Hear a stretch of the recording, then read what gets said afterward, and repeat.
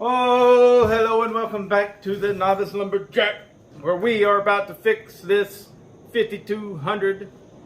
And yeah, so what I have here, I know it's in a little red box, and some of you guys might be thinking, I don't know. Anyways, this is a piston and ring kit for the Poulan 5200. And it's from Little Red Barn. And you're thinking, oh my gosh, right? Well, we're gonna see how it does. Maybe that's the wrong thing to do. I don't know. Maybe I should have tried harder. Somebody sent me, this is eating me up inside. Somebody sent me contact numbers for someone who had new old stock Poulan parts, and I didn't take advantage of it. I had already ordered this because I couldn't find anything, and it showed up real quick. And anyways, I want to get this running because I have to fell a big pine tree on. Hey Luke, quit pissing on my stuff. Quit that. That's not yours, it's mine. Go on, get out, go! Anyways, he pissed on my cutoff saw. Shithead. So anyways, what was I saying? I'm going to go ahead and throw it in there and try it. I think that the biggest problem with something like this is, well, it was time, you know, like as in took them some time to figure out what they were doing kind of stuff. But now, I mean, I have yet to have a made in China type of part actually fail on me. But then again, whenever I'm using them, it's for stuff that doesn't require, you know, I'm not a professional logger going out and using it 8 hours a day. So I think it's going to be fine. I do think, though, it comes with these little circlips that have the... I'm going to show you.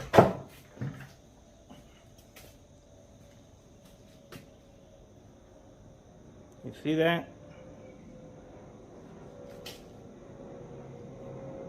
There you go. See a little bit of it right there. All right. Now, I have just heard a lot about these being bad, these breaking, things like that. Personally, I have my own thoughts on the matter, such as I think what mostly happens is it's a bad install. Because these things you can feel whenever they seat in the piston, right? And sometimes they don't, and that's whenever you take a little screwdriver and you force it to seat, all right? You got to do that. And if you're not doing that, then yeah, they come unseated. But I have used these, and I've had good luck with them. There we go. These right here, a little bit of a different design. And anyways, they may be the wrong size because this piston wrist pin might be too big and everything. We'll see. So let's start getting this thing together. Yeah? Now, it's really specific. It's got a design to it. Again, I'll show you. See that on the bottom, this side back here, there's more volume to the opening than there is up here. So it goes in a very specific way. But it's easy for me to look at this and compare it. This is obviously the exhaust side that got heated up. It's the old piston. So the exhaust side, we're going to put the bigger volume towards the intake. But before we do that, we've got to install the ringsies. What is in its pockets? One ring to rule them all. Actually, 2 rings. Alright. Now, these do not seem to have any taper. There's no writing on either side, so they go in any which way you want it. Kind of like Journey. Any way you want it, that's the way you put the ring on, any way you want to. So I do this method, right? Once I get it on the first slot, you probably can't see any of this, but you know.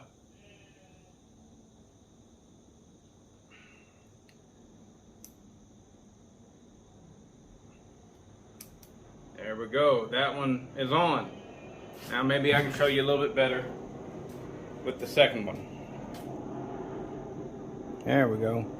Alright. You take it, get it on the back side of the pin there. Lift one edge up.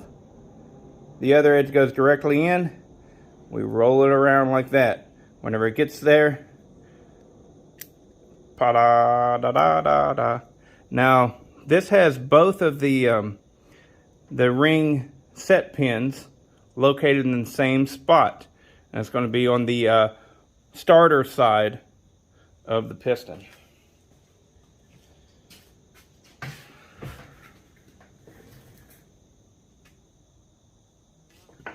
Oh, okay. We've got to go ahead and put a circlip in. And just as I was expecting, it appears, let me try it. Oh yeah, no. The pins, or the circlips that I want to use are too small. So, it gets them, I heard it. It landed over there somewhere. Let's go look at it.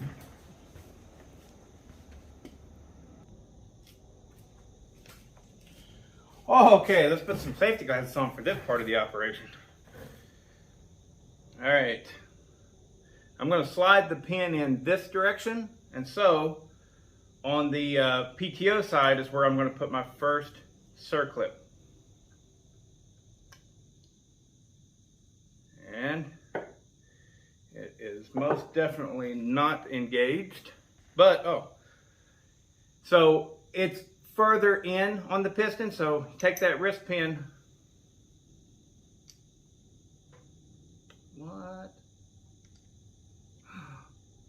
No way.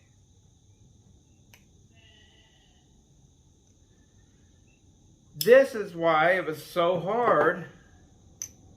No? What the heck? Tell me, why is that so difficult? Nothing else ever is.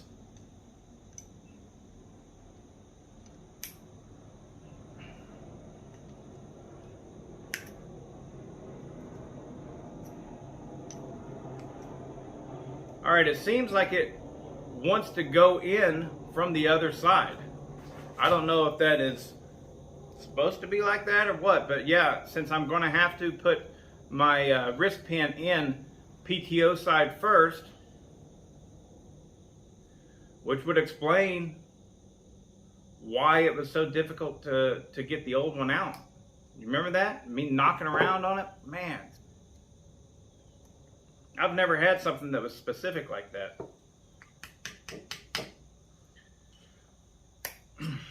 There we go.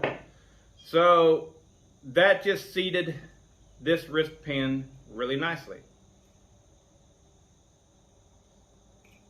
And now I've got to get that wrist pin back out.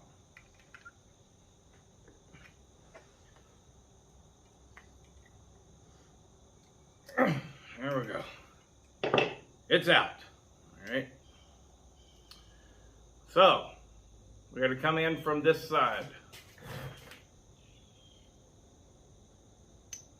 Let's go ahead and get it started.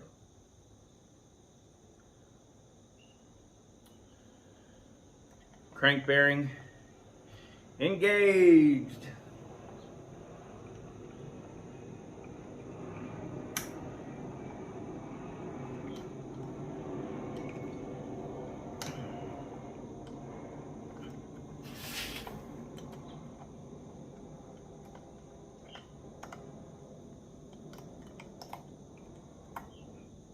There we go.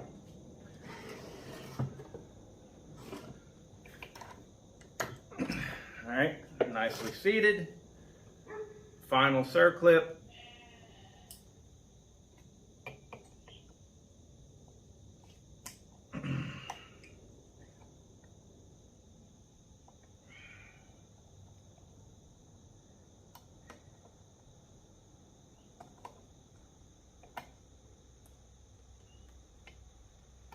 And the circlip is nicely seated. All right, so we're good. There we go. There's that part.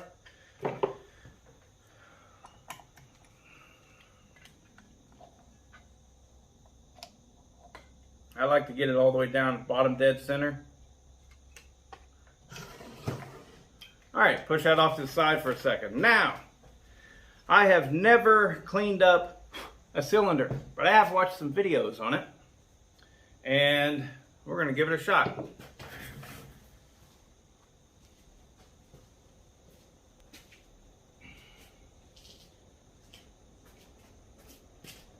Now, I think that I saw this. I think Mastermind did it. Showed the way he does it.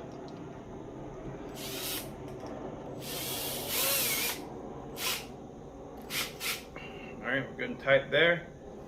We're going to take some Scotch-Brite. This is brand new Scotch-Brite, so there's nothing in it that could score up the cylinder. But these cylinders are really tough. You know, I mean, they're really tough. So we're going to take it. We got a piece cut. This might be too small. I don't know. Never done it. But we're going to go in there. Yep. Bigger piece. Let's see if this works.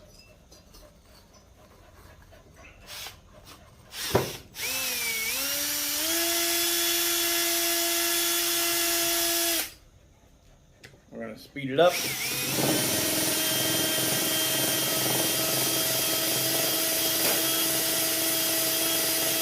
Now this one was very mildly, had some aluminum transfer on it. It was not bad. But I am excited to see how well this works.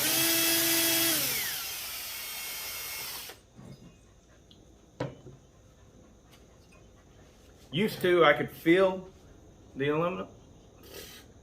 Oh man. Man, that works great. You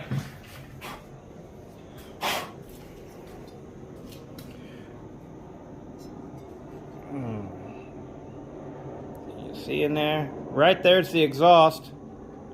And I can still feel where it may have gotten some of the plating off a little bit. But man, that's pretty darn clean right there. Now,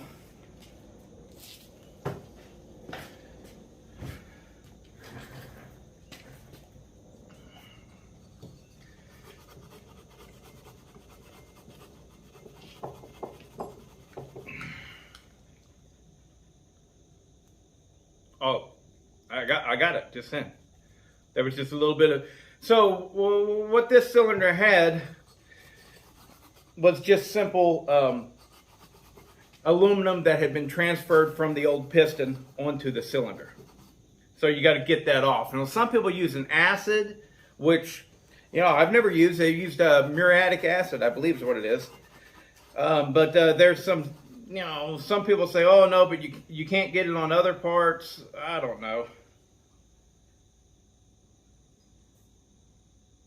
This is working really well though.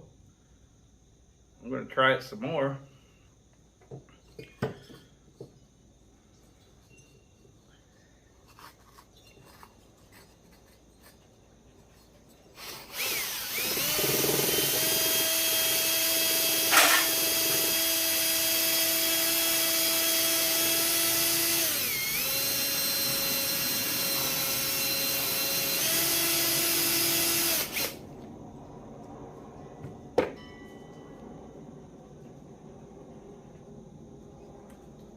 That's fantastic.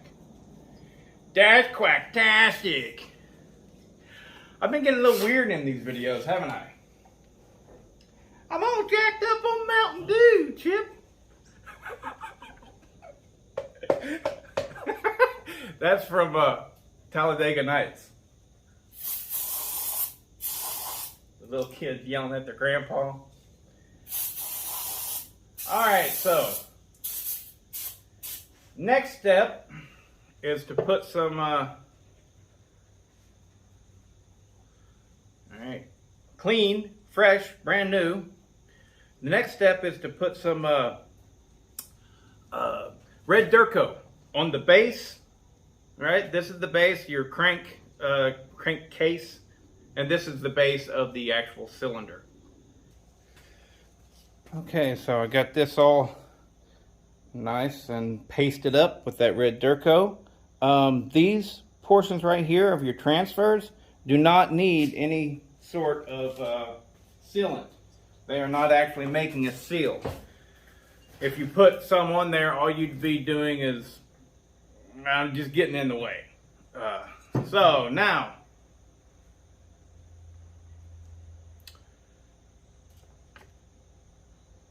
if I'm using a base gasket,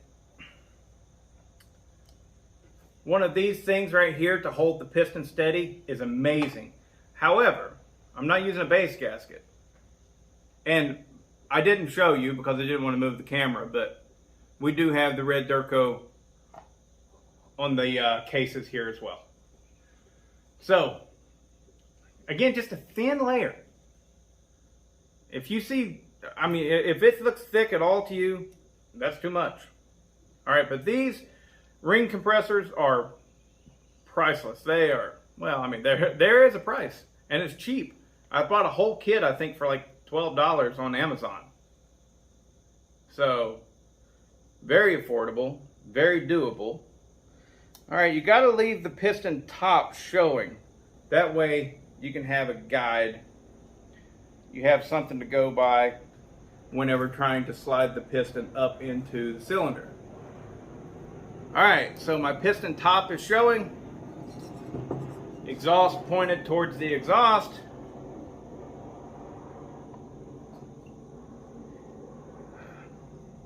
There we go, good.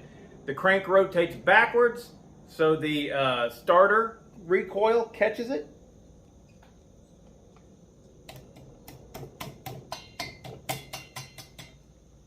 All right, I am over the rings. Yee, come on, come out of there. Trying not to get on the bottom of the cylinder or the top of the case and mess up where I put the red Durco, but it's difficult. There we go. Take a look, it looks good. Now we push it on down. And from here, it's not quite touching yet. I need to get some bolts.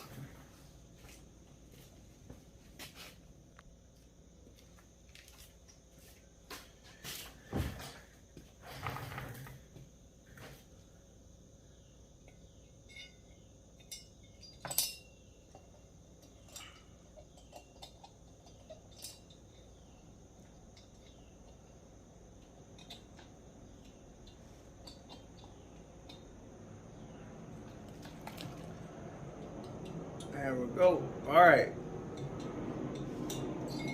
I use the bolts to perfectly align the cylinder before I mate the two surfaces together. So before they even touch, the bolts are lining things up. Now, if you're running a gasket, stuff like this, what I'm doing, it's not important. But in my mind, what I think is important is being able to sit them flat together without twisting. So if you put them on there and it's not perfectly aligned and you go, oh, and then you twist it, you're disrupting that red Durco. And I don't like to do that. So that's why I use the bolts to align the cylinder to the crankcase before before I ever start mating the two surfaces.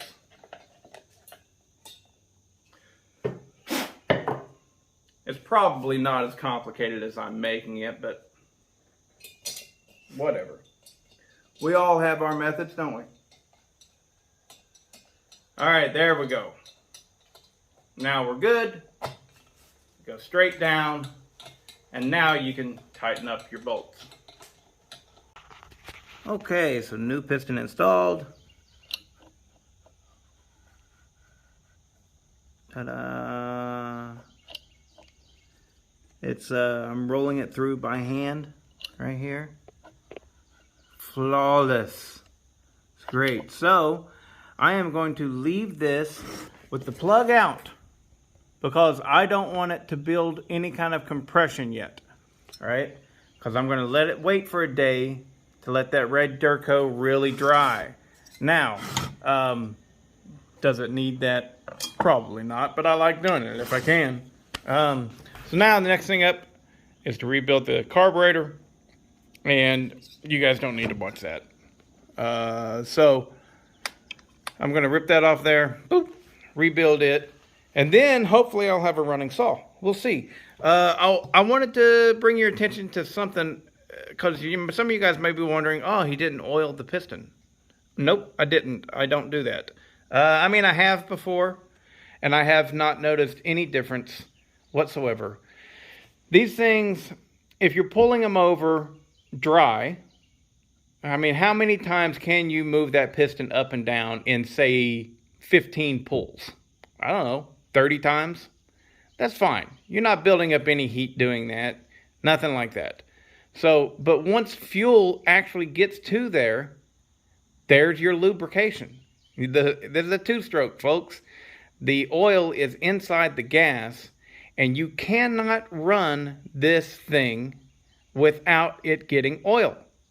So the point of putting, I mean, as long as your two-stroke fuel is mixed properly, but as long as you have good oil mix in your fuel, then you can't run this without it being oiled. And so there's not a point in my mind of putting extra lubricant on there. All you're doing is making the break-in take a little bit longer. I would much rather just go ahead and run it dry. All right. So that's it. See you guys.